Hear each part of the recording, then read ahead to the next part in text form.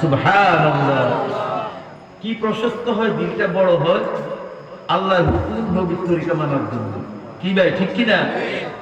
গুনাহ থেকে বাঁচার জন্য। এখন এক সাহাবী প্রশ্ন করে, ইয়া রাসূলুল্লাহ, হাল মিন আলামিন ইউরাফু বি, ওগো আল্লাহর রাসূল, কার দিলের মধ্যে হেদায়েতের নিকটা ঢুকছে, এটা কি তার কোনো নিদর্শন আছে কি, আমরা বুঝতে পারবো?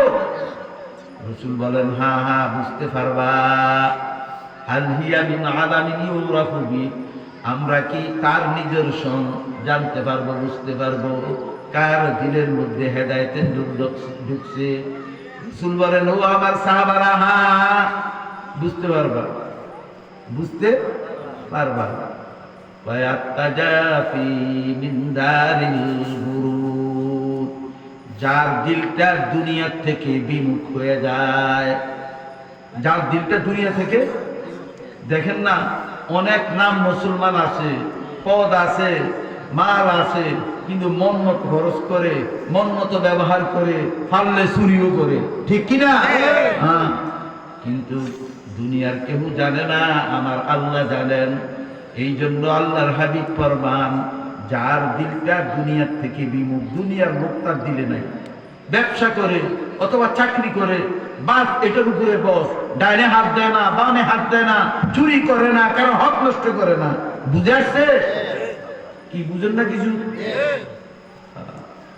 দেখেন না, না হয় চুরি শেষ নাই, বুঝছেন? যাদের দিলটা দুনিয়া থেকে বিমুখ না, তারাই চুরি করে। যাদের দিল দুনিয়া থেকে বিমুখ না, তারাই আমানতের খেয়ানত করে, ঠিক কিনা? কিন্তু যদি আল্লাহর ভয় থাকে তো এটা করবে? কখনো করবে না, কখনো করবে না, কখনো করবে না। একটা, দুনিয়ার থেকে বিমুখ হওয়া। দুই নম্বর হলো আখিরাতমুখী হওয়া। কোনমুখী হওয়া? আখিরাতমুখী।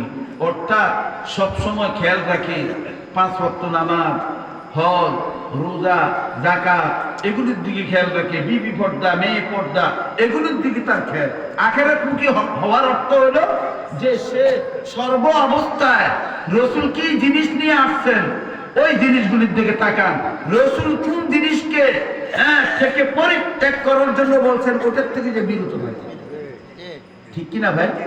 আজকে আমরা দুনিয়াতে চলতেছি, কিন্তু আমাদের হায়াতের মাকসাদে আমরা বুঝি নাই। তো আমি কি বুঝলাম? আমার হায়াতের মাকসাদে আমি বুঝি নাই।